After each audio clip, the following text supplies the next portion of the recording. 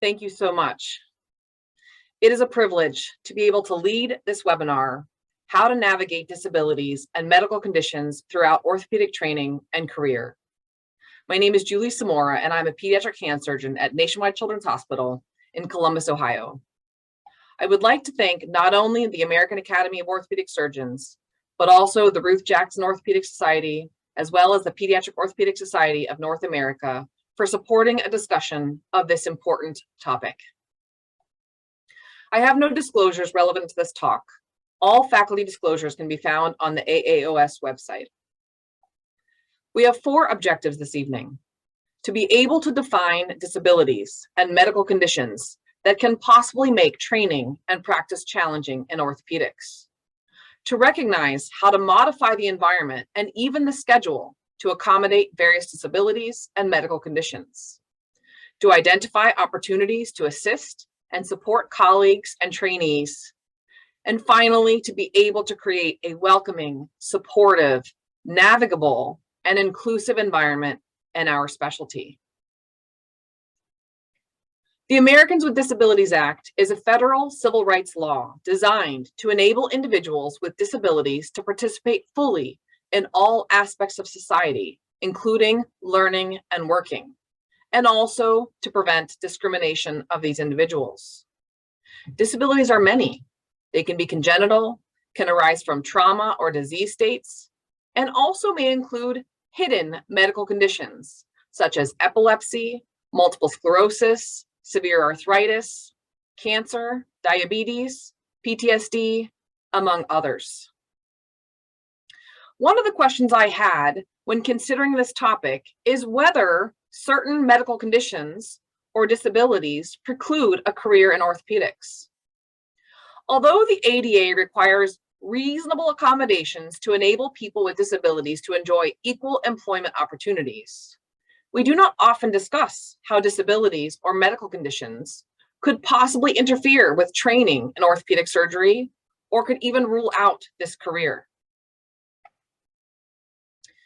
Trying to navigate a surgical career with medical conditions or disabilities definitely can be challenging. Someone with diabetes may need regular breaks to monitor and correct low or high blood glucose levels. A resident with Ehlers-Danlos syndrome or a lower extremity amputation may need modifications in the OR setting to be successful. An attending with cancer may require leave to receive radiation or chemotherapy treatments. Dr. Berger just sent me these pictures yesterday of a recent injury she had at work where she sustained open dislocations of her MP joints. Might be difficult to operate after this injury. Making the training and working environment more accessible, providing assistive technologies, modifying the training and work schedule, and creating a navigable environment in orthopedics should be standard practice. Although many individuals are possibly nervous about openly discussing or showing their disabilities and medical conditions due to a perceived weakness, it takes grit and strength to overcome such adversities. The goal for this evening is primarily to raise awareness of such conditions, especially those quote unquote hidden conditions or not openly discussed issues. Secondarily, we hope to convey that overcoming such adversity to be an orthopedic surgeon is an incredible asset. What some may view as a vulnerability is truly an incredible strength. The faculty on this webinar have all contended with medical conditions and/or disabilities during training and in their careers. They will share their personal vignettes, provide tips on how to offer support, and will impart insights on how to create an inclusive and navigable environment to both learn and work.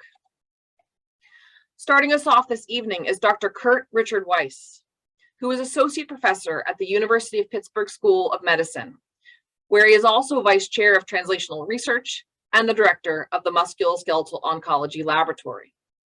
Dr. Weiss will discuss how a lower extremity amputation secondary to osteosarcoma guided his career as a physician scientist and enabled him to be a better doctor.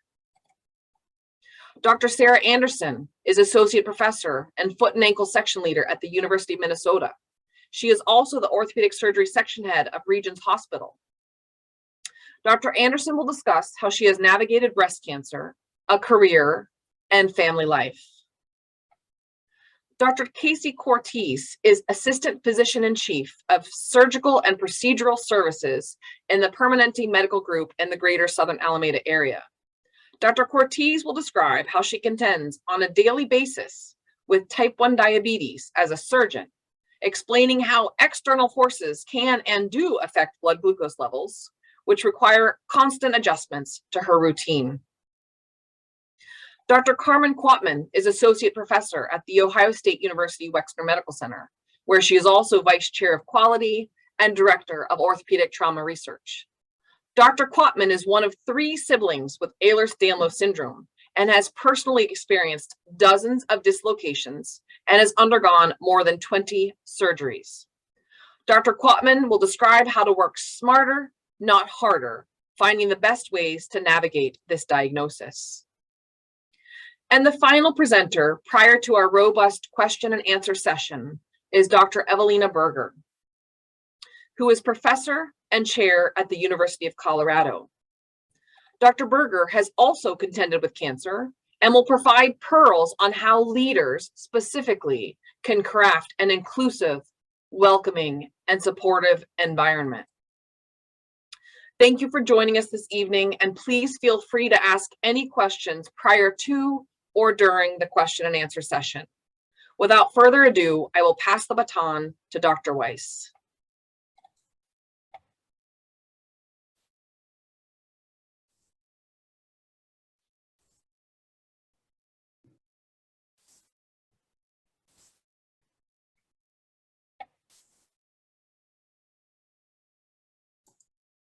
Okay, everybody. Thank you very much, Julie, for that very kind introduction. And I'm comforted by the fact that you and I seem to be questioning and wondering about and hoping that we can make better the same sorts of things. My name's Kurt. I'm at Pitt, where I wear a number of different hats in the musculoskeletal oncology space. I myself am a tumor surgeon.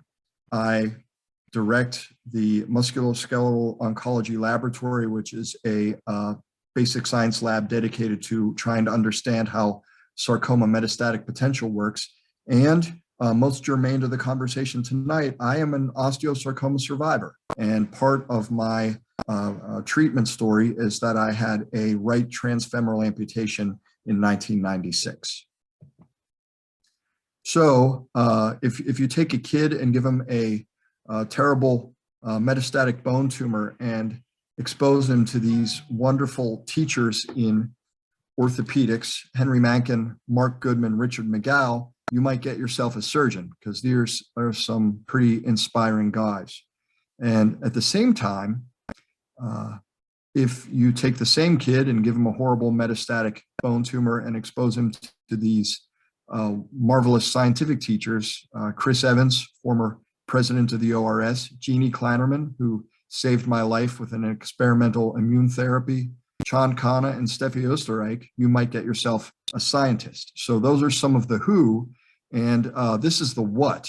I was diagnosed with metastatic osteosarcoma at the age of 15.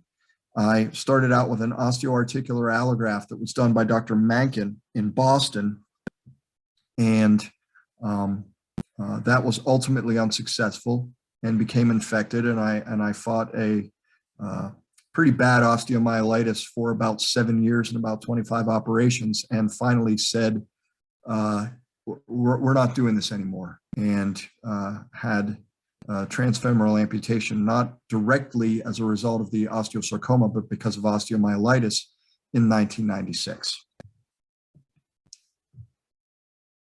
Some of my credentials, for lack of a better word, I'm certain there must be a better word, is that some of my scientific funding has been through the Center to Reduce Cancer Health Disparities, which first got me thinking about DEI issues and disparities in healthcare. I was very proud to serve on the Academy's Diversity Advisory Board.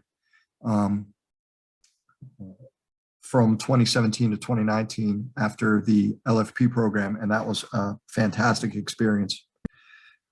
I was a recent panelist for the University of Toronto, who is, if you think that it's just the American Academy of Orthopedic Surgeons that's wrestling with these things, think again. Our neighbors up north are also trying to have a robust dialogue. And I am personally very interested in what I call the diversity of diversity. And Julie talked about that a little bit. We'll talk about it some more. The idea that diversity comes in all sorts of different shapes and sizes. We are the poster child of an organization that has a long way to go in terms of gender and racial inclusion, but there's more to it than that. And we need to figure out a rising tide that's going to raise all the ships. Julie started with some definitions, and I'm going to extend on that. And it's surprisingly difficult, incidentally, to find some of these definitions on the Department of Labor website or the CDC website. They're a little bit hidden, and special interest groups tend to be at the top of the Google search. But in any case, a disability is defined as any condition that causes impairment that make it more difficult for someone to do certain activities. And as Julie pointed out, these comes in all sorts of shapes and sizes: vision, movement, mental issues, communication, hearing, relationships. All of these things fall under the broad umbrella of disability. So this is obviously in this one little nugget of diversity. This is in itself a very diverse area, and can be even different from person to person. Two people who have transfemoral amputations may have very different experiences. And also, as was mentioned, not all of these are visible. I can cheat, right? I have a limp, and if it's warm outside, I'm wearing shorts. So my disability is displayed for all to see, but other people don't have that luxury. Who cares? We'd better care. A significant portion of our patient population is going to come to us irrespective of whatever orthopedic issue they may have, with the background of having some kind of disability, and we need to be cognizant of that. These really affect the general health of our patients. Some of our panelists are diabetics. Two of our panelists, myself being one of them, are cancer survivors. And disabilities can really affect those concomitant things. And disability inclusion requires us to understand the relationship between the disability and the way the patient or the colleague or the student or the trainee is trying to make their way through the world. And I got this from the CDC website. Under the ADA, as Julie already mentioned, we are required to make a reasonable accommodation, modification, or adjustment to a job, the work environment, or the way that things are usually done. That's from the Department of Labor website. Despite that, that's what nice people do, is if your colleague or your trainee or your patient or your friend is struggling, you do what you can to help them. That's not so difficult to understand. I don't want to say but here, I want to say and, because I think it's important to not draw not necessarily a distinction, but a subtlety. Ours is a profession with a high stakes demand that requires mental dexterity. It is no exaggeration to say that our job is about life and limb in many circumstances. So given that, how do we hold the tension of what a reasonable accommodation means? How do we balance those forces? And I am wondering that as well as Julie. Now, lest you think that I am terrifically enlightened, do not be fooled. I spend a tremendous amount of my time feeling very ignorant. And to give you some specific examples of how I spend most of my life in the realm of conscious incompetence, meaning at least I know what I don't know.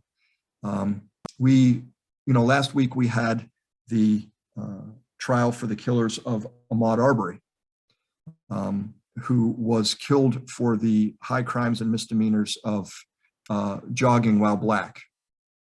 I'm a white guy.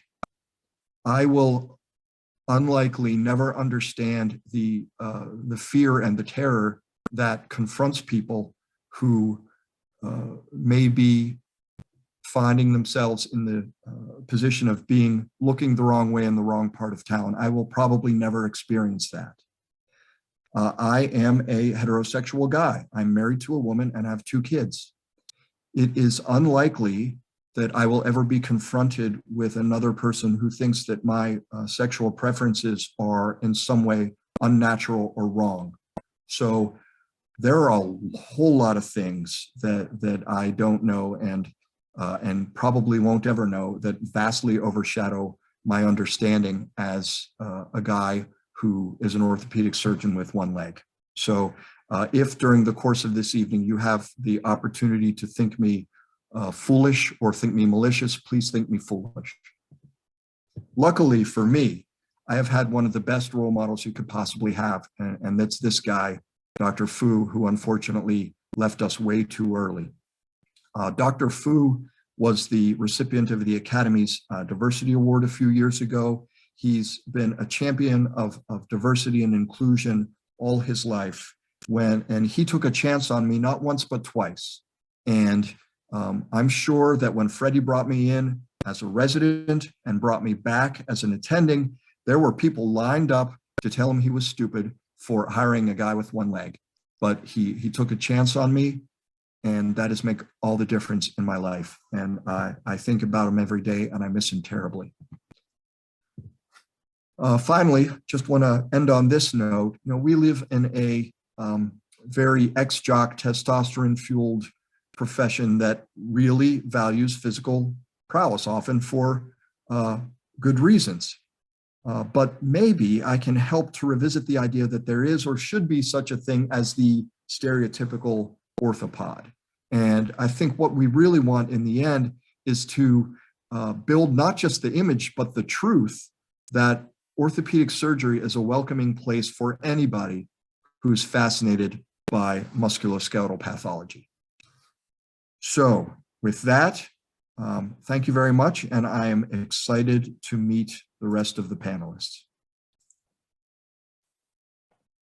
And I'll stop sharing my screen. There we go.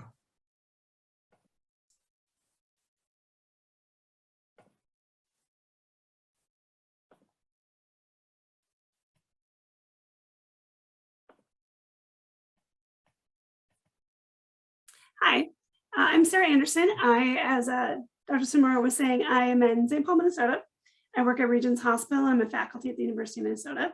And thanks for joining our webinar. And Julie, thanks for the invite to be part of this. It's really exciting to talk about this topic.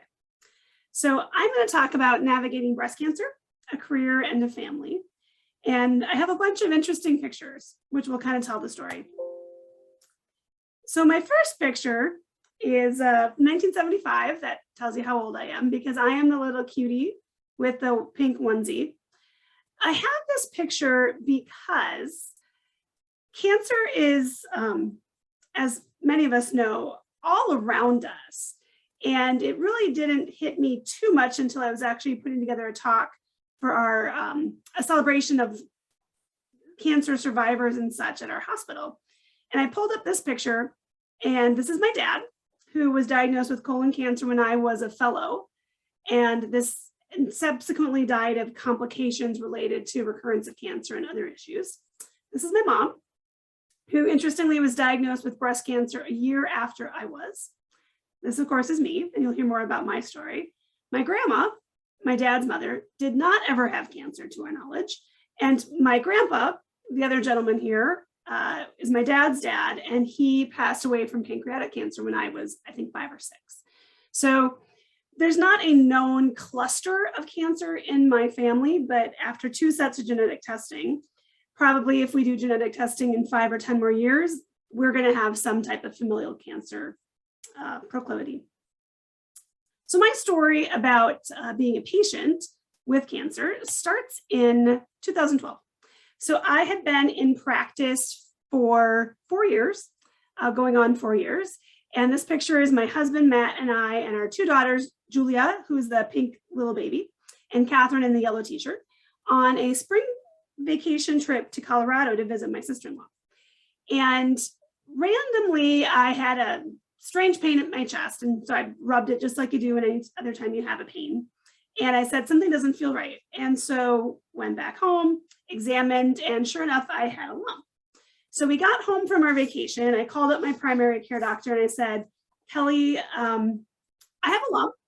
Obviously, something needs to be done and worked up. So how do I need to go about this? So on March 22nd, so the calendar speeds up pretty fast. On March 22nd, just a few days after getting home from our trip, I was into radiology and I had an ultrasound, and the doc who did my ultrasound said, I think this looks like cancer. I think we should do a biopsy. So we did a biopsy that day, and sure enough, the pathology came back invasive ductal carcinoma, very common type of breast cancer. And at that point in time, he had sampled a lymph node that looked like it was inflamed, and that also looked like it had malignant cells. So over the next several days, life moved really fast. And I'm just so thankful and blessed to be in such a great healthcare environment. So I had a PET scan, an MRI, a bone scan, a visit with an oncologist, a visit with a surgeon, a second opinion visit with an oncologist lined up by my chairman, who also happens to be a musculoskeletal oncologist and just a wonderful human being, Dennis Clohessy. Kudos to Dr. Clohessy. I saw a second oncologist at the university who confirmed what my oncologist at Health Partners had told me. And I sought a second opinion for a surgeon because we left our first surgeon visit, and my husband, it was really interesting. He's like, she did not say that we're going to beat this. I don't like her. So we sought a second opinion, found a different surgeon who we hit it off with right away and felt very comfortable. So that was late March. And at that time, we had gotten results back that showed it was progesterone and estrogen sensitive and had those markers, which means it's more treatable form of cancer. And we had been setting up a date kind of in mid to late April with our surgeon. But then I got a call, I think driving home from either grand rounds or a meeting from my oncologist saying that the other results had come back and it was Herceptin or HER2/neu positive, which in breast cancer world means it's a fast growing tumor. So either I would have to speed up my plan for surgery or do preemptive chemotherapy before surgery. So I talked with my husband and we said, yep, let's go ahead and move forward.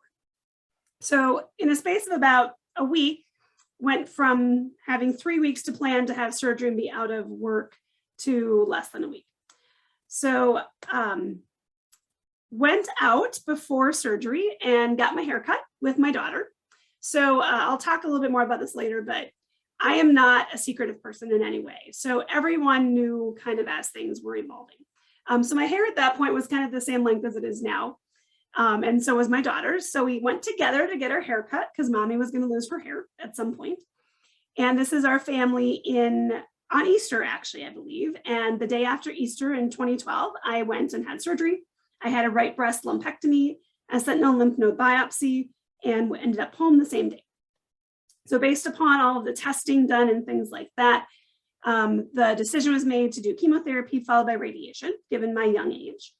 And so I started chemo at the beginning of May, 6 cycles, 3 weeks apart.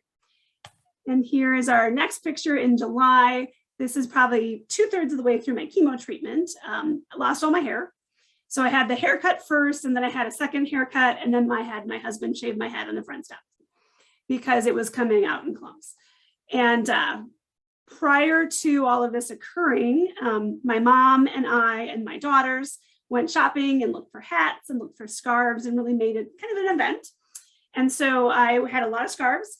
And here is one of our outings in July with my two daughters, me with my head covered.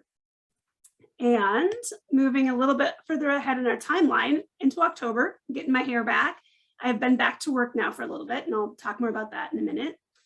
We went trick-or-treating. So I think Halloween of 2012 was the first time I went out in public without a scarf or a hat on. And moving forward to the present day, this is our family. This is a picture we actually used in our Christmas cards. So my husband, Matt, and I have now been married for 23 years through thick and thin. And my two girls are 14 and 11. And actually, my biggest concern is that I've had breast cancer, my mom has had breast cancer, and my mother-in-law has had breast cancer. And I have two daughters who have all of those bad genetic tendencies. So that's actually what I think about for the future. So that's my brief picture story. And so my other things I'd like to talk about, and happy to answer questions later, is lessons learned in my experience and what I could tell you and how to think about things. So I would say the first thing that is really important is be authentic to who you are as you're dealing with any new diagnosis or a pre-existing health condition or whatever you have to deal with. Be real to who you are. And so I am extremely loud. I am energetic. I am kind of big and bold, and I'm not one to keep things in. So when I learned I had cancer, the bottom fell out in our world briefly, and then we kind of settled in, talked about things with our family, prayed a lot, talked to our immediate circle, and then kind of, went gung-ho into a plan. So I met with my immediate section head at the time, probably 2 days later, and went to his office and said, hey, I've got breast cancer. I'm going to take some time off, and I need your support in helping me figure that out. So I did that first. We had a faculty meeting at our hospital, and I told everybody in my group. I sent a letter out to our entire department on email. So at Regions, our ortho group at Regions, and I said, I have breast cancer. I'm going to be out. Here's what's going to happen. And I'm happy to, see you, hear from you. I'm going to start a Caring Bridge site because that's just my style. And then met with our clinic team, figured out how to reach out to patients. And so obviously that is really at your discretion as a provider and a physician. You can kind of craft how that should look and what's said. And I was really absolutely comfortable with people knowing that I was being treated for cancer. And several of my patients actually went on my Caring Bridge site and left really lovely, kind, caring messages for me. And so during that whole time, I just sort of said, I'm going to own this process and it's going to flow like I want it to, because I can't control the medicine side of it, but I can control my response and how I manage things. I'm going to move my little picture window. Those other pictures up top. So Caring Bridge was a great opportunity. I thought it was fantastic. I loved having a site. I could update people. And I heard from high school friends. I heard from people from my residency and my fellowship and from my husband's first job and from my hometown. And it was really very touching, and multiple patients as well. And then with that whole take charge of things, I had a very set plan of how I was going to take off and come back to work. And the radiation picture up there is humorous to me because I started back and kind of gradually ramped up once I came back to work. But I would have my radiation scheduled, and I would call down in between surgeries and say, hey, it's Sarah. Can you guys fit me in quick? So I would run down, do my radiation treatment, and then come back up for my next case. That seemed like we made it kind of a game, a challenge, a victory. The other thing I would say is absolutely maintain your priorities. And so this is different depending on if you're dealing with a one-time medical event or a long-term chronic disease process. So from me, at the time I learned I had cancer, lots of things are going through my head. But my priorities were my own health and my healing, and then my family, because yes, with the diagnosis I had, the testing we had, the odds were really good that I was going to live a really long life, but you never know what to predict. So I wanted to make sure that I had every opportunity to spend with my husband and my children and the rest of my family. And then also, obviously, patient care was one of our priorities. And so with all of those things put together, I said, the best thing for me to do is actually to step away from work completely, because I knew people who'd had chemotherapy. My mother-in-law had actually just finished chemotherapy when I was diagnosed. And she had some cognitive fuzziness, and I'd heard about things like chemo brain and neuropathy. And so I said, I don't know what's going to happen when I have cancer treatment. I could be fatigued, I could be dizzy, I could get fuzziness mentally. And that's not a place you want to be when you're taking care of patients. So I said, nope, I'm going to take time away. And I went into it and talked with our department and HR and things like that, and basically took off from my practice from the week before I had surgery to 3 weeks after my chemotherapy was completed. And there was flexibility to extend that longer. So that was really from April 9th through about the first week or so of September. And I'll come back to that later, but it really gives you perspective that you can take time away and your practice will still be there. So that's one learning I don't call out specifically on the screen. So being away, taking time to really take care of yourself. And then I have the picture on the right-hand side is my older daughter, who was 4 at the time at this point. And I was admitted for neutropenia. So I had 2 hospitalizations during my chemo treatment. The first was with a sinus infection, and I felt pretty good, but my blood pressure was a little low, so I had an obs stay for about 2 days. And the second time was probably after my 3rd or 4th course of chemo, and I was feeling really crummy, and my temperature was 102.5 when I took it. So I went into the hospital, and turned out I had a absolute neutrophil count of, I think, 500. So I was put on neutropenic precautions. I got admitted to the hospital. I started on IV antibiotics. Turns out I get red man syndrome from vancomycin. So my face was about the same color as my t-shirt here. But my husband brought my older daughter to visit. And so she liked wearing the mask in my room, and she brought pictures that she had colored. And so we kept it part of a family process. And then, of course, above that picture is my younger daughter playing doctor when we were visiting my parents. During that whole time, I would also say, and this is very dependent on what illness or diagnosis you're dealing with, don't stop living. So I have several pictures on here, but my first chemo session was the 30th of April, and we had a Cinco de Mayo party at our house for probably 20 to 30 people on May 5th. So we just kind of went full steam ahead and made accommodations as we needed to. So I actually have told people my summer of chemo was one of my best summers ever. If you take away the part that, illness that could possibly kill you and come back later in life. I went to the beach whenever I felt good and the sun was out, and played with my kids every day. I got to sleep in.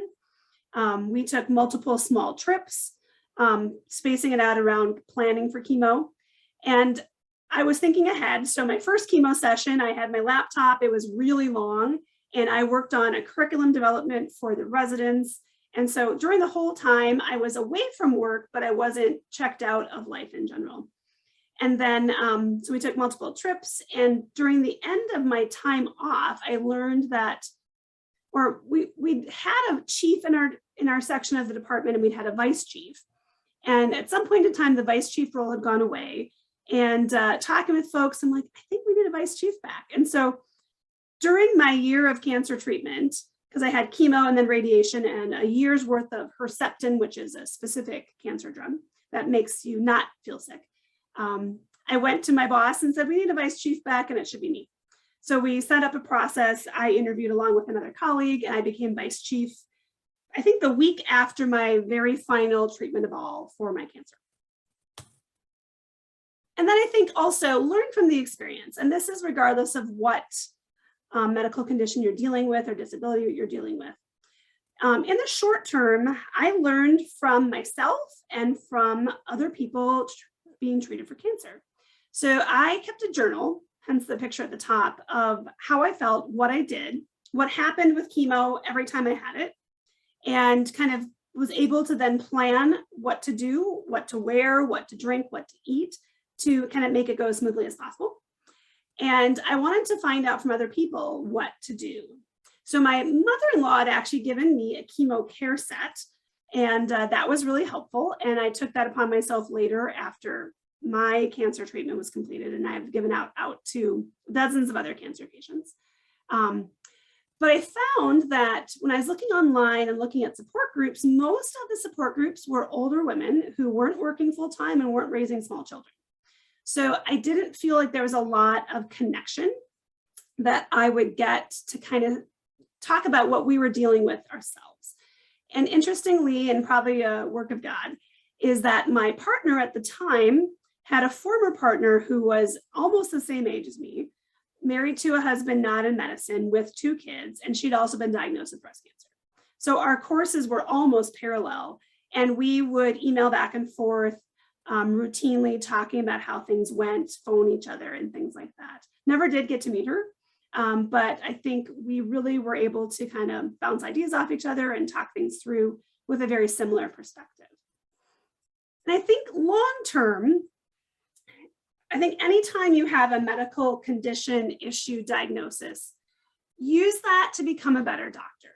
I think that I can remember a very specific event. So I was going in for surgery, and I had to have wire localization of my tumor so they could go after the tumor and the lymph nodes. And that part of radiology was not in the same building as the OR. So it was like a 2 split building campus, and there was tunnels and such. And I am in a wheelchair, lower than everybody else. I'm wearing a hospital gown. I have wires sticking out of my chest. And I felt really vulnerable. And it was a really eye-opening experience for what a lot of our patients probably feel. And we don't have that sense necessarily. So I think that was really eye-opening for me. And it really led me to say, we need to be more cognizant of how vulnerable or uncertain or scared our patients might feel. Even when we say, this is, standard, it's not for them. And I think in the overall scheme of things, the biggest learning point was it helps you keep things in perspective. So like I said, I took 6 months away from practice. I had a baby in fellowship. I had a baby in practice. I've had more than a year away from practice over time, and plus other things. And I'm still a busy surgeon. I have a thriving practice. And when people feel that they can't take time away to either take care of their family or their own health or mental health or what have you, I think it's really important to remember that life happens and you need to deal with life, and your practice will still be there. And I think the other part of it is perspective of even how frustrated I could get with Epic not working, or how challenging it has been during COVID to get a case on, and how many times we've had to cancel things. These are small in the realm of a life-threatening illness or a life-threatening diagnosis. And so it kind of just keeps things in perspective where the really big problems lie versus the smaller things that are annoying, but not going to be the end of it. So that's it for me. Happy to talk further later. And I will stop sharing and pass things on to Dr. Cortese.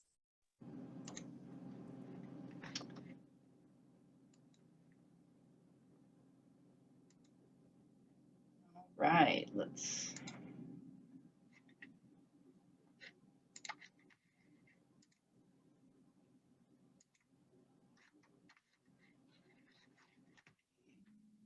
All right.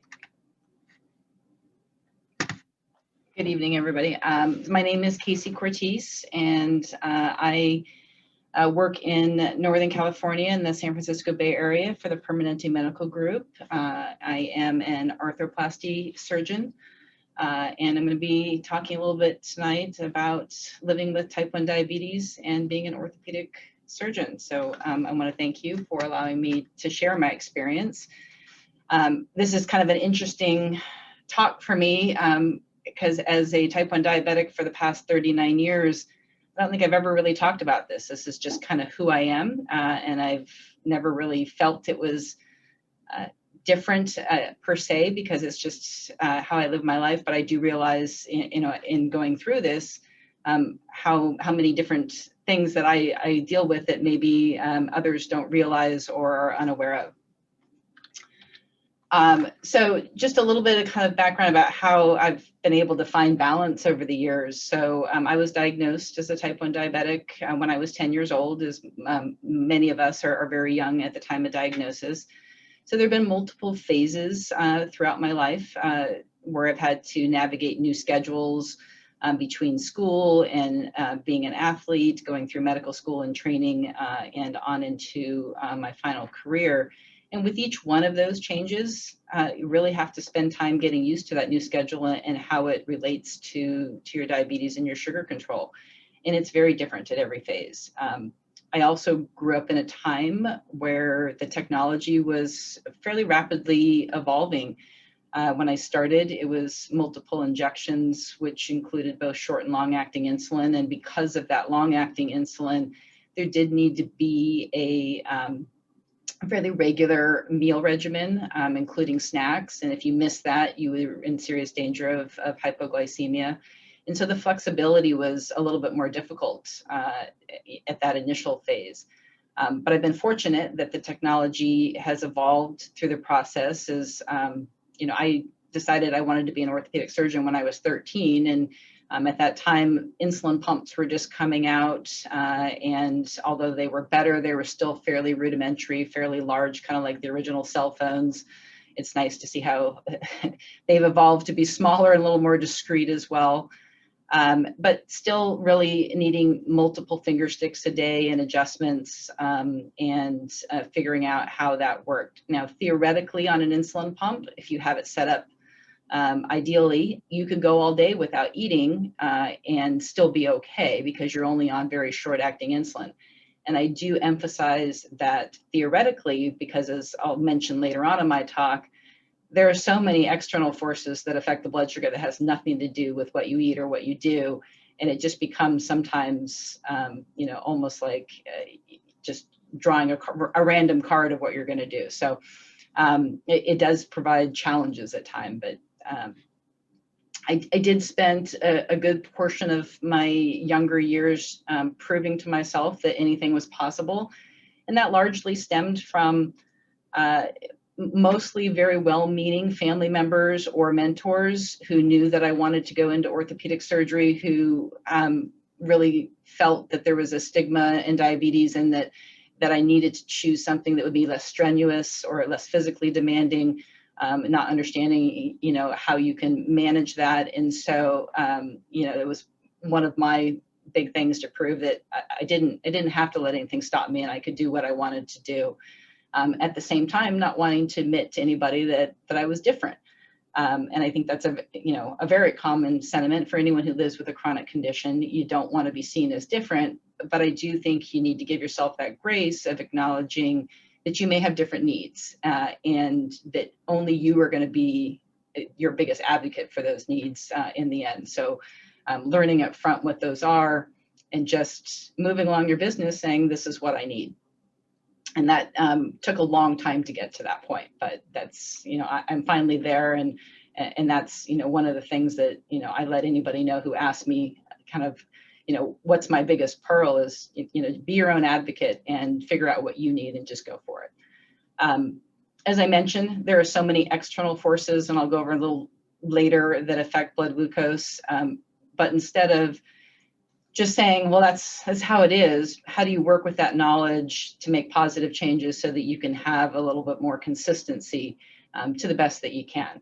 And that goes with constantly making these adjustments to the routine. And by that, even though if your routine is the same, and what I mean is, like most of us as surgeons, we tend to have we like our routines. At least I like my routine. I tend to get up around the same time every day. I have a workout routine. I like to eat the same kinds of things at the same times. I do my surgeries the same way every time. I mean, that's just the nature of what we do a lot of times.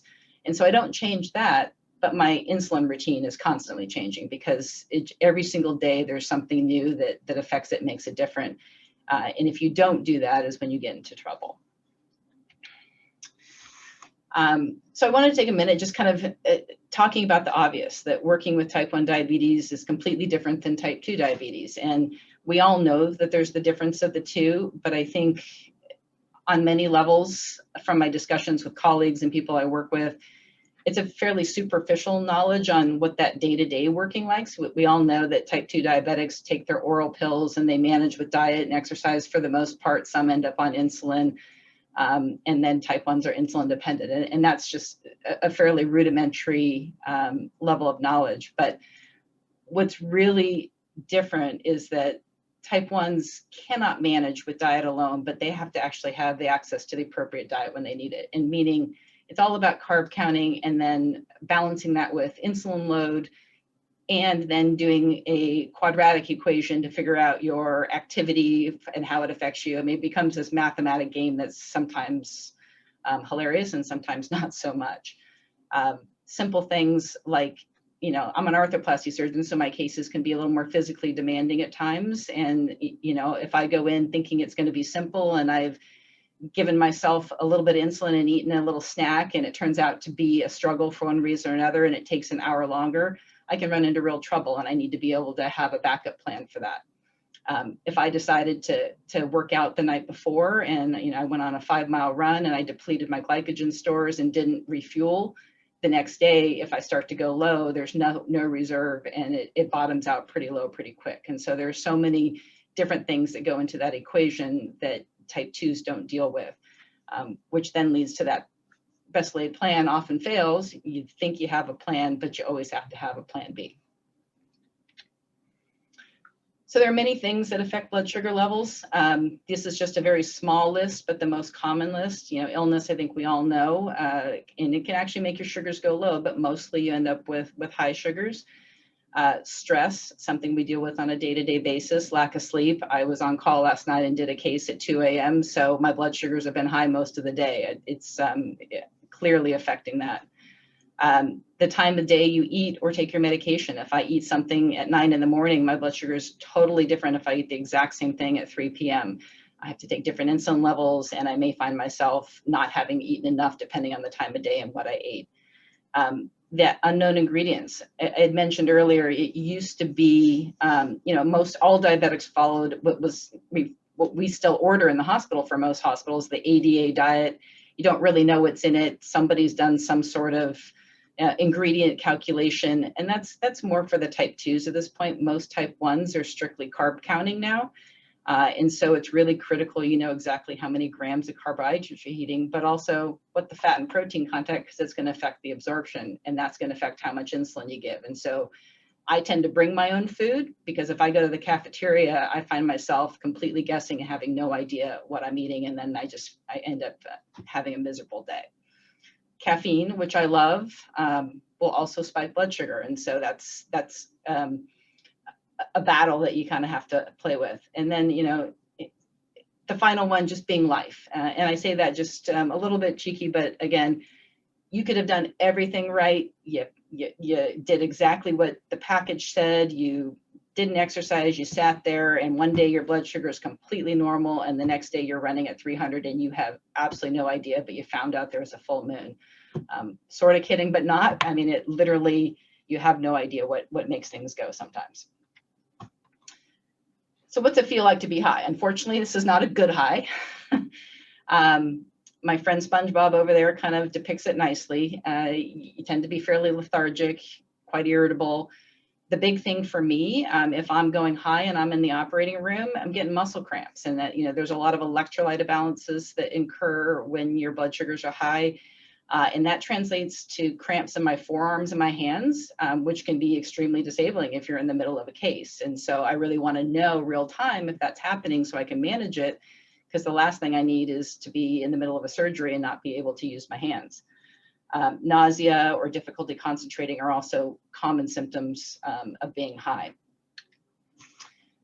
Low is a completely different feeling, very shaky. The bottom picture, it's no joke when you start to feel low that you literally feel like you want to eat the kitchen sink. Everything in the kitchen plus the kitchen sink. You just want to keep eating until you feel better. And unfortunately, because absorption takes about 30 minutes, by the time you do feel better, you've way overeaten, and next thing you know, you're fighting the high. So you have to really take a step back and just give it a minute and choose the right thing to bring yourself up. But it can feel pretty bad in that moment. and again, irritable. So I guess I'm just chronically irritable. Tunnel vision, loss of coordination are also common symptoms of feeling low. And it's interesting, it can happen as a slow low. It's gradually drifting down and you don't really get a lot of the symptoms until you really hit that low. But there are times if you're really physically exerting yourself, or if you've completely miscalculated your insulin dose, where you can do a sudden drop and you can go from 180 to 40 in a very short period of time. And when that happens, you really feel like that tunnel vision, that's when that comes in and you just can't really function. And so that's just obviously something that try to avoid at all costs. I just wanted to share just a couple days worth of what blood sugars can look like when everything else is the same, and how that could affect what your day looks like. And so this is a graph from my continuous glucose monitor on 3 different days, where most things were the same except for the blood sugars, and you can easily see the difference. So normal ranges between the 2 lines, the red and yellow line in the top graph pretty much shows a normal day where I pretty much stayed in range, all but just a little bit after dinner time, where it was a short period of time. Whereas the next day, you can see between 12 a.m. and 6 a.m., I had multiple times where I dipped below the red, and those readings were actually in the 30s and 40s. And it's hard to see, but the blue circles underneath, there's 2 3s and a 2, and that's the number of times the alarm went off to tell me I needed to wake up and have something to eat. So that's 8 times between midnight and 6 a.m. where my phone sounded like an Amber Alert as it loudly wakes me up to tell me I need to eat something, and I didn't get any sleep that night, and I wasn't even on call. And so then the stress of that as you recover from that throughout the day leads to the high you see in the middle of the day and more alarms, which is distracting and frustrating. And as you're trying to catch up and figure out how to get your sugar back down, and ultimately you end up crashing again in the evening because you get into the cycle of ups and downs. And then the last graph kind of depicts what happens when you go to the cafeteria, or at least when I go to the cafeteria, having a good morning, you know, riding along in the morning, and I get some breakfast and I miscalculate, and I spend the rest of my afternoon fighting the muscle cramps and the fatigue and trying to get the blood sugar down because I didn't realize what was in what I ate. So that can be some of the frustrations in things that otherwise should be fairly consistent. This is just kind of a little depiction of kind of the toolkit. The left side of the screen being some of the traditional things that would always be in the toolkit that we still actually kind of need. And so that includes the glucometer with the test strips and some lancets, and you have your alcohol swabs, you got your glucagon gun just in case, you got your fast acting sugars. It's not a small bag that you carry around, and then you've got your syringes and your bottle of insulin.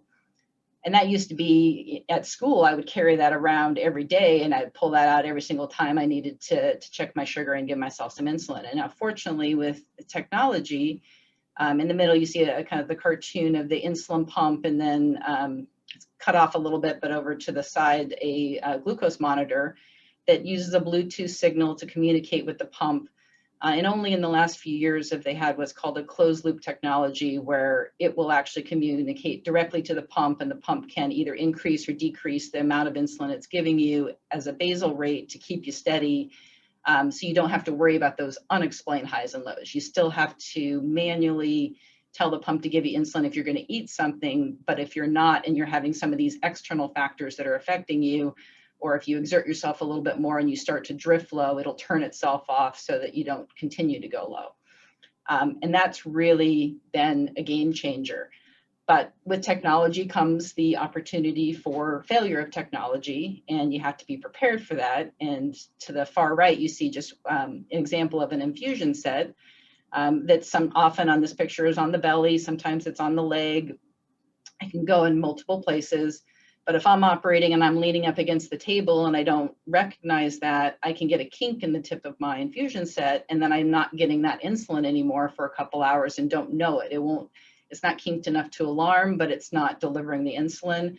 And next thing I know, my glucose monitor is reading 300, and I don't know if that's a real high or if my technology is failing there. So I got to get out my toolkit and test my blood sugar and match them, and potentially take a shot of insulin versus change an infusion set. So It's great, but it's still not perfect, and you still have to have that backup plan. So I think the key things that I've learned over the 30+ years that I've lived with diabetes is don't be afraid to tell people. I think that was, very early on. I just didn't want anyone to know. And in school, I would hide it. And in residency, I didn't want people to know I needed anything. I mean, I will never forget multiple times trying to be stronger than my blood sugar. I knew I was going low. I could feel the sweats. I could feel the tunnel vision. The case was almost done.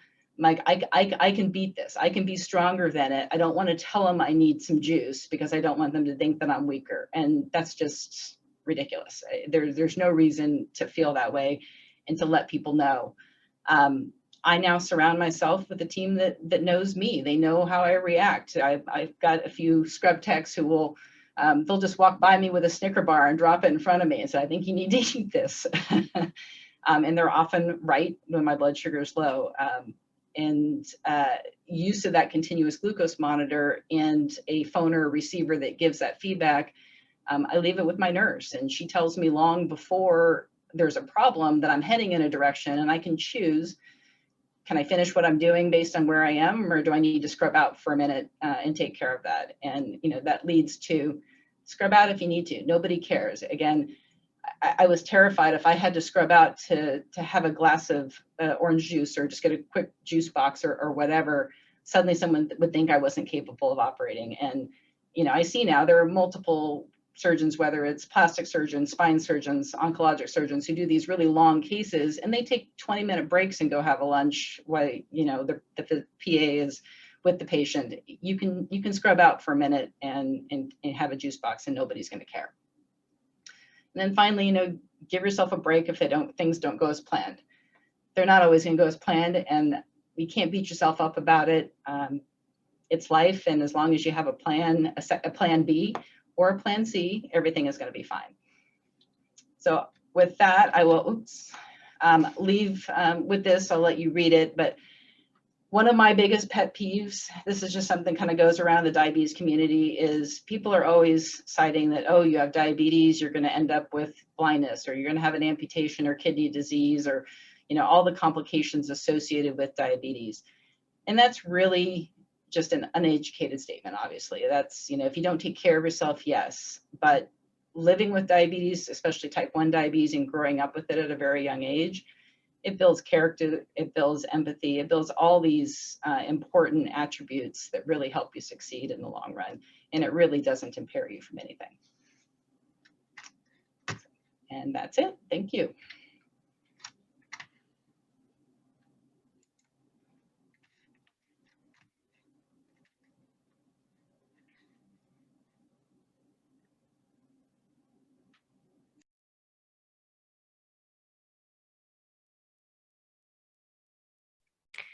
Good evening. My name is Carmen Quatman. I'm an orthopedic trauma surgeon at Ohio State. And I'm going to give you a presentation on what my life experience is around having Ehlers-Danlos syndrome. And I'm the quintessential orthopedic patient that you may see and not realize. And so hopefully this is a little bit educational on that piece, and to also show you that I was able to find unique ways to do orthopedics that many other people may need to embrace so that we can have long careers. So my story started, as Dr. Anderson pointed out, with a family history. So I have a very large family, and many of us have sustained ACL injuries over the years, including myself, my twin sister, my dad, and his twin brother, all who've had ACL injuries growing up. And so that was my first introduction to really having an injury, and I was 17 years of age at the time. Subsequently, over the following years, I had 3 ACL reconstructions. I ended up having an ACI implantation. I had a tibial tubercle osteotomy and a lateral release. I ended up with a knee joint infection and a number of subsequent surgeries related to the consequences from that initial ACL injury. But that's really not the whole story. So as I mentioned, my sisters and I all have Ehlers-Danlos syndrome, and my past medical history actually looks more like this. I've had over 40 joint dislocations of my shoulders, knees, and elbows. I've had 4 stress fractures, 2 acute fractures, an Achilles tendon tear, a slap tear, a biceps tendon tear. I've torn my ACL 3 times. I've had multiple meniscus tears, and more recently, multiple disc herniations. This has led to over 21 surgeries. I have 26 scars on 6 different joints. It affects every joint. It can sometimes lead to significant fatigue. I often have severe pain. There's many cardiovascular risks that go along with this, and most people have osteoarthritis at a young age. This is a picture of my identical twin sister and I both going through cartilage restoration procedures at the age of 30. In most days, it's a silent disease. We can hide it pretty well outwardly. We all played sports. In fact, my sister and I both played collegiate volleyball. We rarely miss a day of work or school. But minor trauma can lead to big consequences. This is a picture of my shoulder after dragging luggage and hitting a curb, and the curb caused a dislocation of my shoulder. And if you look back at our sports pictures and family photos, the symptoms were always there. Every holiday, every birthday, every vacation, we always had tools with us. But interestingly, it wasn't an orthopedic surgeon that diagnosed our challenges. In fact, I was sitting in a lab at the age of 19 after I had undergone a knee surgery, a shoulder surgery, and an Achilles tendon tear. And we had someone coming to speak to our lab about Ehlers-Danlos syndrome. And right in the middle of the discussion in the background, my lab director popped out of his seat and he goes, "Hey, Carmen, you must have this." And I was really mortified at the time, but I also was thinking the exact same thing to myself. And the next day I was doing a heart surgery on a rabbit with a cardiologist, and she turned to me and said, "This is a really important thing to look at, and let me help you get into a geneticist." And so that was the story of how we became diagnosed. And after that, it really painted a different life for me. And the biggest lesson I hope people can learn from this is you might not see Ehlers-Danlos syndrome, but it will see you. And so pay attention. You might be able to really make an impactful story for a patient and help them navigate challenges. If I had found out earlier, I probably would have modified a lot of what I did. Much of my current injuries are related back to what happened when I was younger and how much I didn't necessarily protect my joints. Some of the interesting things we learned over the time was we found ways to navigate our activities of daily living. This is my sister after having 3 elbow dislocations, and they were trying everything they could to give her some stability. I often feel like I have a stolen identity. I was competing collegiately, and then the very next week or summer, I would be undergoing a surgery to try to deal with a ligament injury or a dislocation. I have a lot of fear of the unknown. So I sometimes go into a deep dark space around whether I'm going to have another injury and when it's going to occur. I've gone 7 years at times without an injury, only to have it spiral downhill. The picture to the right, you can see we're using forearm crutches or Lostrian's crutches. That's because for us, often the stresses on our joints have consequences. So using regular crutches actually put too much stress on my wrists and elbows. And by using forearm crutches, I found that this alleviated a lot of the problems I had, and so did my sister. So whenever I need to use crutches, I actually usually use forearm crutches. We had a lot of social stigmatization. I still remember walking into high school and being on crutches, and my twin sister was in a cast, and my younger sister was in a sling, and we had a lot of people staring and pointing and teasing at us, and it really, I didn't understand what was going on at the time, but now I do. But to Dr. Anderson's point of being loud and proud with talking about it, I actually wished I could have hid everything. I would try everything I could to not let people see that I was injured. It meant I could be teased, but ultimately also meant I wasn't going to get to play sports if I had an injury. So I wanted to make sure nobody knew I had an injury, and if I could hide it, I would. We often weren't able to drive. So thankfully I have an identical twin sister who we could share that responsibility, but my sister was hurt all the time. She didn't get her license until she was 21. It was a big burden on our family. We were often in doctor's appointments, physical therapy, overcoming surgery, and it even led to some financial difficulties over time. But the best lessons in my training as I've gone on to become an orthopedic trauma surgeon didn't occur in the classroom. It actually occurred as a patient. So I learned early on how to overcome adversity. I broke my thumb the week before I took the MCAT, back when it was a written test and we could only take it twice a year. So I had to make a decision about whether I could take the test a week before. And so I actually innovated and came up with a way to hold a pencil. I was often really frustrated and looking for a distraction from my pain. And I was at the time lucky enough to work in an orthopedic research lab. So that's when my friend and I developed what we called meet and treat. So I would do my physical therapy and we would brainstorm about projects. And often that would lead to a publication. So many times I make it a goal if I'm overcoming an injury to write a paper, either about that topic or about something that can keep my mind off the pain. It's allowed me to be innovative. This is a picture of a splint device I made when I was a resident to offload having to lift heavy limbs. So basically with this, I could reduce or splint pretty much by myself, save my shoulders, save my back, and save my time.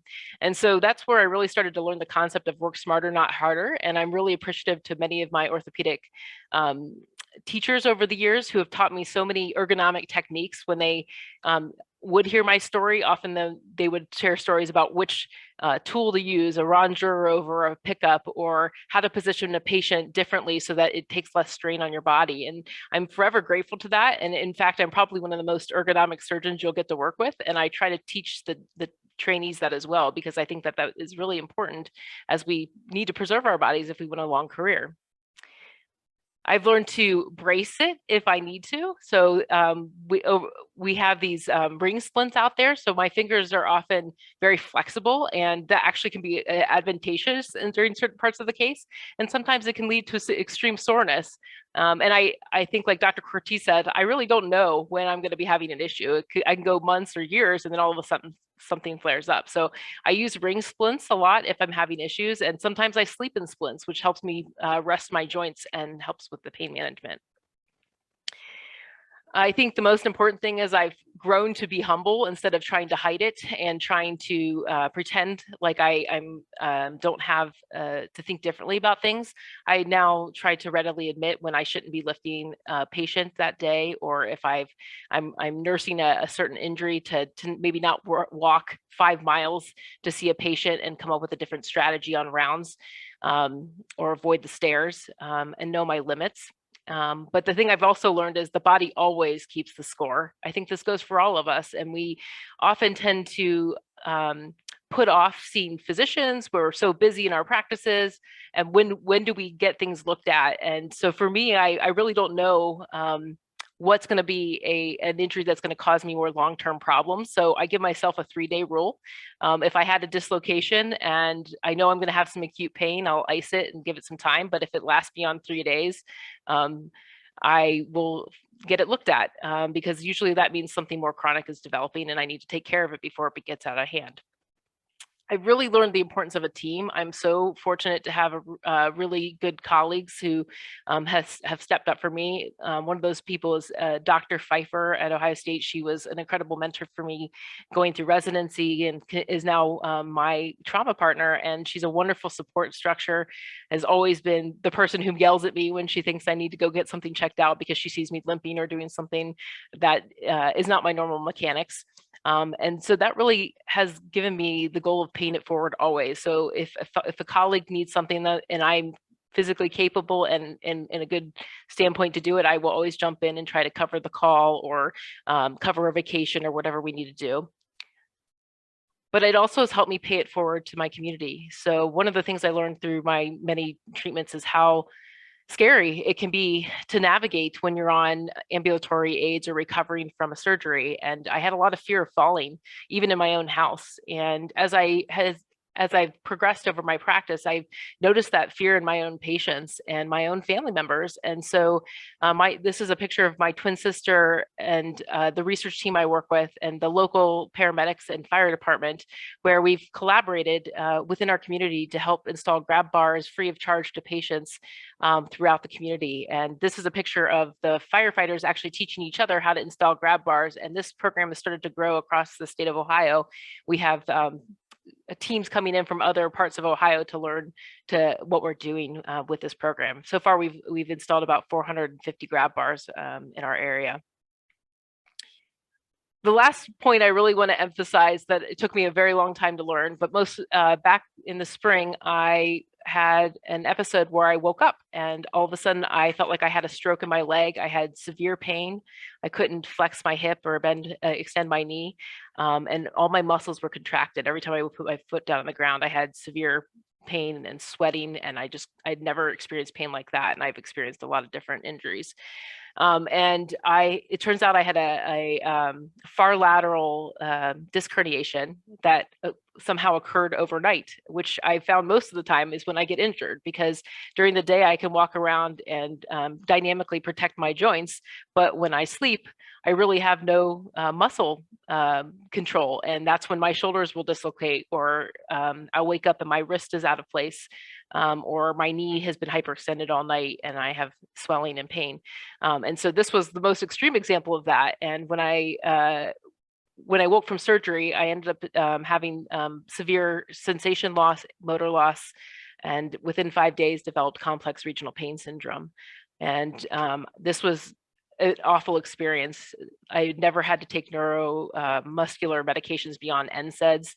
I was on steroids. I was on Lyrica. I had to take Valium for the muscle spasm and contraction, and I didn't feel in the right state of mind for nearly 2 months. So to Dr.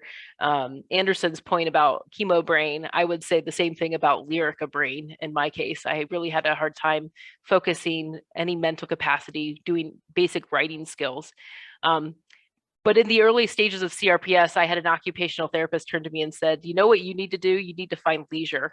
And I thought it was really funny because I was like, yeah. And then I sat back and realized I don't know what leisure is. I even Googled it. And when I looked it up, I realized that I have never really experienced leisure, probably since the age of 12. It was always playing sports, then transitioning into medical school and always trying to get into the next step of the career. So medical school, then residency, and then fellowship, and then building my practice. And I hadn't taken the time to appreciate what that is. So the picture to the right is actually my primary care doctor, who, when I experienced this, has become a really good friend of mine, because when she heard my story about finding leisure, she decided she was going to be the one to help me find it. And she actually would come and help me do my physical therapy in the pool, help me practice walking stairs. We would play games and have balcony talks. And I had many friends who did this, and it really changed my outlook about what find leisure is. So when you're looking for supportive ways to help colleagues through a chronic condition or an acute injury, I think finding leisure is actually one of the best things you can do. These last few pictures are something that I never take for granted. I wake up every day and I'm not sure how I'm going to feel. Some days I'm in a lot of pain. Some days I'm doing great. But after that spine injury, I have a new appreciation, even to be able to practice surgery, because I wasn't sure if I would be able to come back. This is the picture of me the first day back operating. I did 3 really challenging fracture cases, and it was exhilarating.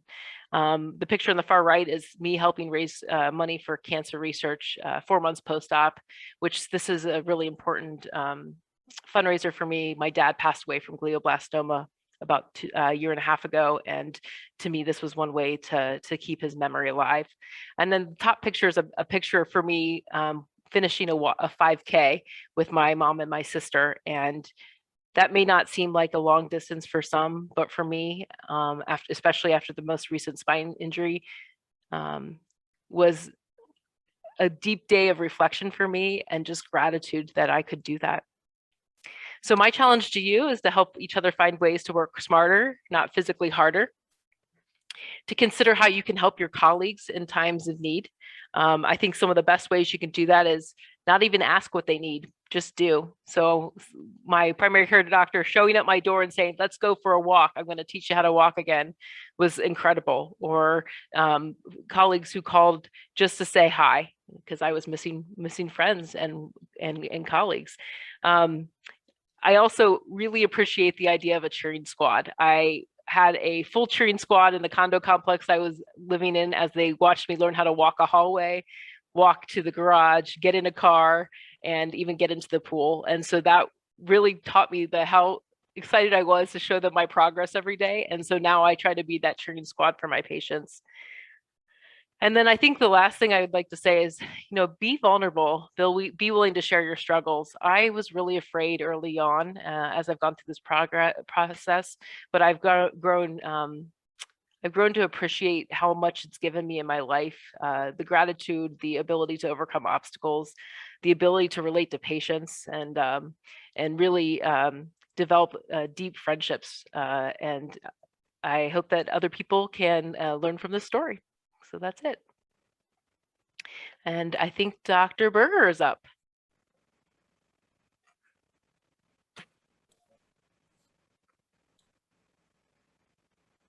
Good evening. I have the dubious honor of being the last speaker, and I am humbled when I listen to everybody's stories and can tell you that I've been there for many of those. So I'm going to give you a short overview of what happened to me. The reason I'm here today as a spine surgeon is because on the 20th of September 1993, I fell 20 feet high in my office and sustained a C5-6 injury, which then caused me to have a cardiac arrest because I occluded my vertebral artery.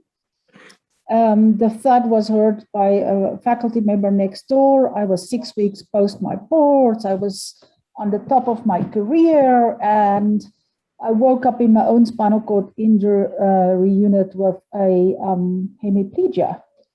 I made a covenant with God that if He would make me walk, I'll do spine surgery. So that's how I became dedicated. While I wanted to be a hand surgeon, I was a hand surgeon in the military. It changed my life. And I absolutely did the best I could for every spine patient afterwards.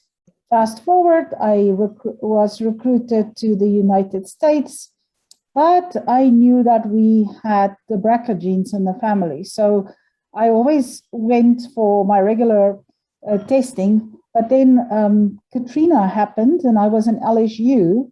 And I go, well, I can't do anything. So I went to MD Anderson for my regular mammogram. And then they enrolled me into a trial for mammogram versus MRI. And I said, sure, I'll do it. And thank God for that, because in 2010, I was diagnosed with breast cancer via MRI.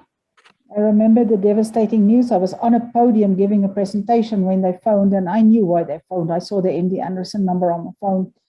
I came back, I finished my practice for 6 weeks after the biopsy and the staging and everything was done, and then decided to have double mastectomies because of the incidence of reoccurrence on the other side and the BRCA genes. At that point, every cousin and nephew and every niece and in the family got breast cancer before the age of 50. My mom, my grandmother, my mom's sister, all of us. And subsequently, my younger sister got it 2 years ago. She is now 52.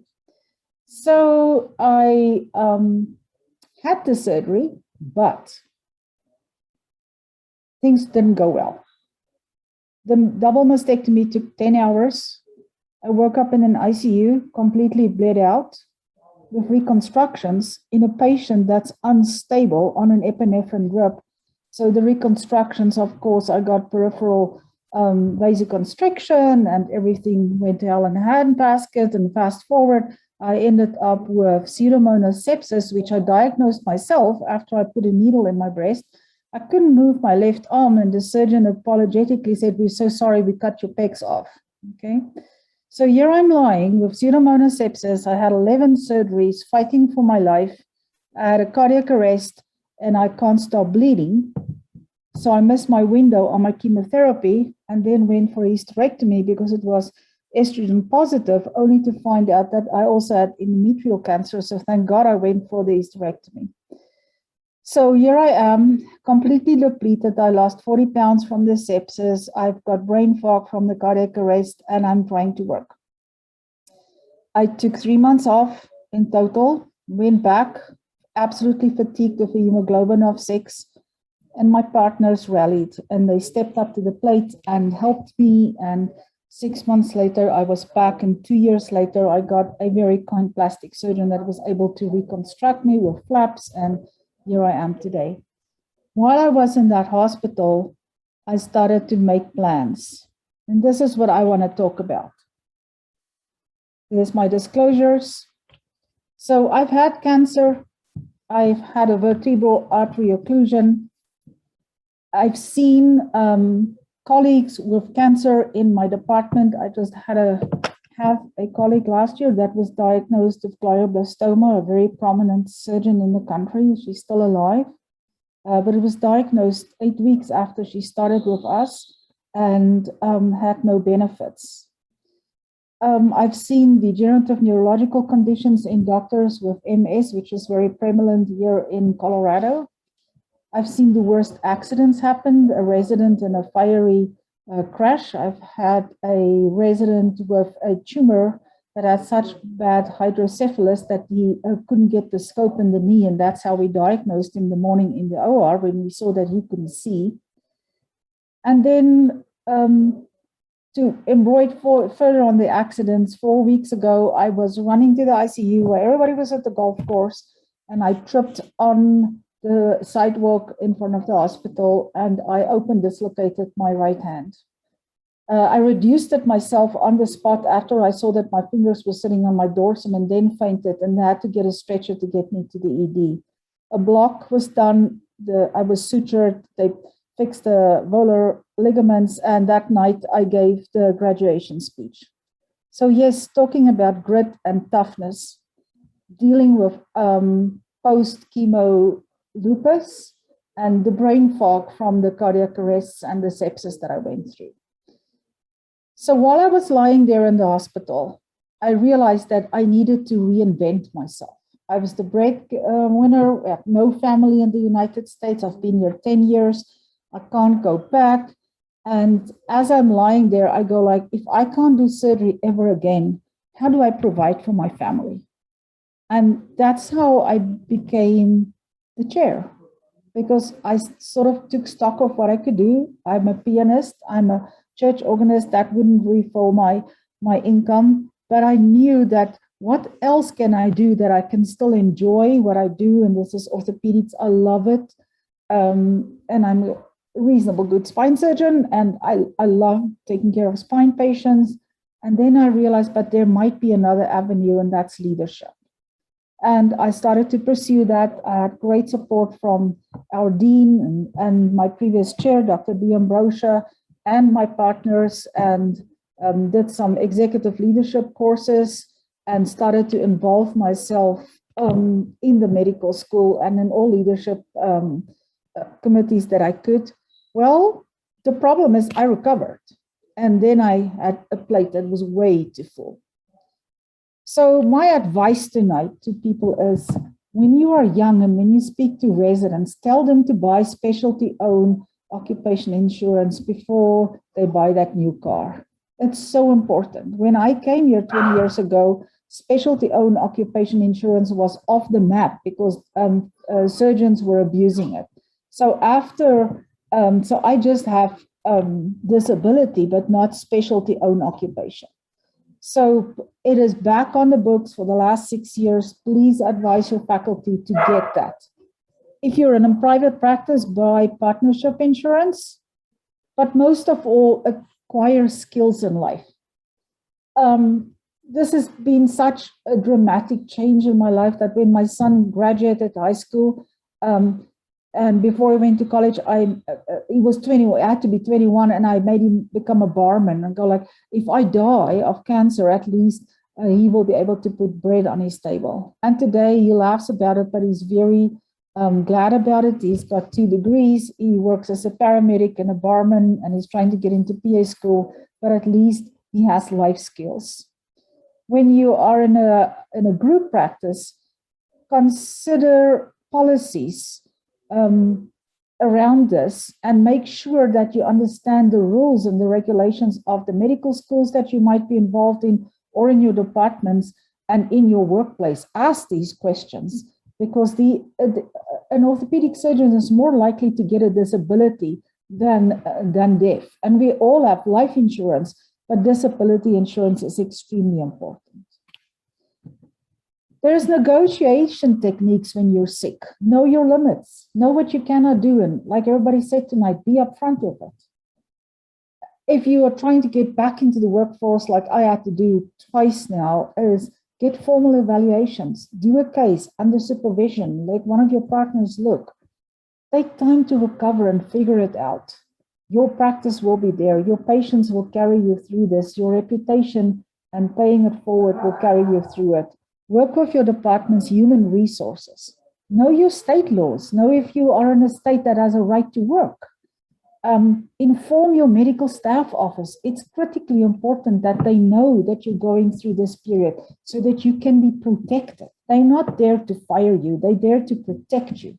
And as you get better, as I've learned now with this workman's comp injury, is every month I have to do a report and had to make sure that I wasn't on narcotics, was tested and blah, blah, blah, blah, and had 2 people certified that I could do the surgery before I could be allowed back. And these are the things that you never think about or you never realize until you're so intimately into this as that it happened to me. So the most important thing in your life is your work partners. It's more important than your spouse, because you spend more time with your work partners than with your spouse. So it helps a hell of a lot if you like each other. You don't always have to like them equally, but it helps a lot. So when you are in a leadership position, you need to recruit for culture. We are all equally qualified. We've all passed our boards. We can all do surgery. But you want to recruit a group of people around you for culture. And this is a difficult thing because people ask, how do you recruit for culture in this new light of diversity? I said, there is culture in diversity. And you want to recruit people that have the same values. They don't need to look the same as you, but they value the same things in life. Life is full of debits and credits. It's like the bank manager. You know, when you are in the red, the bank manager is going to phone you and say, you know, when are you paying this debt back? And I had a good friend who finally paid off her student debt and then phoned the bank manager and said, I just want to tell you that you have my money. Well, life works a little bit like this. So don't continuously live in the red. What I mean by that is volunteer. Help your partners out when you are healthy. Don't always look to say, oh, well, I can't work Christmas, I can't work Thanksgiving, and I've got this and this and this. Sometimes step up to the plate, because you never know when you have to ask that favor back. If you are in a leadership position, create policies around disability. After I went through this, and I've now had 6 faculty members with significant issues, I started 15 years ago as the vice chair talking about this. And so we created policies that if you have a life event, of which you are allowed to have a life event once every 5 years, that your overheads will be forgiven for a period of 3 months. Make sure that there's work division. Find out what is your long-term disability and your short-term disability, and use these resources that you have, especially if you are with a university or a big hospital system, and make sure that you create these policies up front. So you're not the one that everybody feels, oh, we have to make the exception. I've had an APP that broke his hip. I've had people in ski accidents. We live in Colorado. And so we have this policy. If it matches a life event and you don't have one every 3 months, that means you can't be a rock climber and break a leg every 3 months, then your overheads are forgiven, your 50% deducted on the cost to the university and whatever, which is then absorbed through the bigger group of 150 physicians versus you and your section trying to negotiate that. I don't have anything else to add tonight, except to say that you can create a culture and environment where people can work together, where we can support each other. You never know. You just never know when it's your turn. Accidents happen and all of this. So make sure that you do recruit for culture so people are willing to help each other. I think there's nothing worse to work in an environment where people don't care about each other. Patients have carried me through this endeavor in my life more than once. I've had letters from patients that I had to cancel when I broke my hand, of encouragement, of saying that they will wait for me. When I went through my cancer, I had a patient in a wheelchair come to my house to pray for me. And you need to open yourself up, because those are the things that carry you through. Lastly, I want to tell people to don't be ashamed to reach out for psychiatric help. For me, this was a career-ending injury because I'm a classical pianist, organist, and a surgeon, and I couldn't stretch my hand to take an octave on the piano. And I fell in a very deep depression, unbeknownst to me. And a good colleague at work saw me one day and phoned me the next day and says, wouldn't you want to please go and see psychiatry? And I go like, why? You know, I'm Burger, I'm tough, I can do it, I'm military trained, I got it, I know it. And she said to me, you're not yourself. I saw you at dinner last night, your affect is flat, you're not your sprightly self, and please see somebody. And I did. And I was diagnosed with acute depression from the severe pain and the night pain I had from this dislocation. You can see even tonight, I'm still in a splint. And the more I work in the day, the more surgery I do, the more I pay for it at night. So I was so depressed that I didn't reach out to any friends. I didn't phone anybody. I just tried to barrel through it because failure is not an option and all the things that I was taught when I was young. And now I can honestly say the best thing I ever did was to reach out to psychiatry. It has made me a better physician. I was able to speak to a patient today in my clinic and ask her to see a psychiatrist. And I took that risky moment to tell her that I've just been through a terrible hand injury and psychiatry helped me a lot. And the patient just looked at me and said, yes, doctor, just put in the referral. So be vulnerable, take your time to heal. Be grateful if you're healed and you can pay it forward for other people. Make sure that you take an active role in advocating for disability and illness, because it will happen to everybody. And the time to advocate for that is when you're in a better position and not when you are in a position of begging for forgiveness. Thank you very much. With that, I'll open it for questions. I am so humbled by hearing all of your stories and am grateful for each of you demonstrating your own vulnerabilities, taking the time to share your individual challenges, and most importantly, sharing pearls on how to overcome such adversity. I knew that we would need the full hour and a half, but would like to ask one question to the panel from one of the listeners this evening. There are students who likely do not think they could pursue a surgical career due to one of their own disabilities or medical conditions. How can we reach and support students who might think that a surgical career is impossible?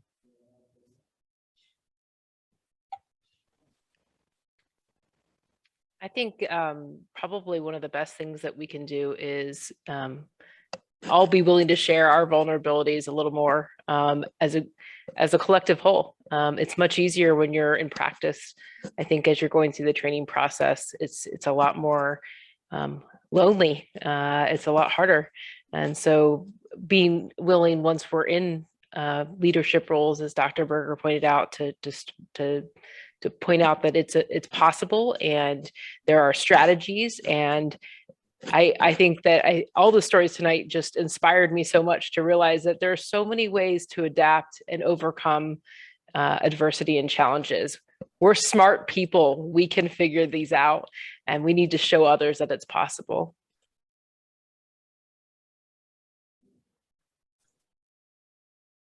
Dr. Weiss? To extend on that, I think it would make sense to dig a little bit deeper into that person's question. Well, what do you think you can't handle? What do you see yourself having trouble with?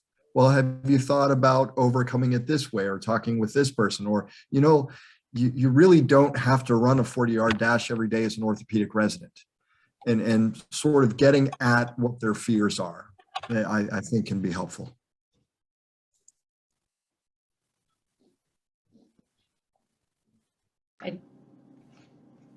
I think, having courses in early first year medical school, I mean, obviously the earlier the better, but it's hard to get a broad audience, I think, before that. But I never had any sort of course in medical school about working smarter. I mean, it could apply to any specialty, but how do you, along the way, explain that it doesn't matter what your differences are, there's a way to work around it for what you want to do.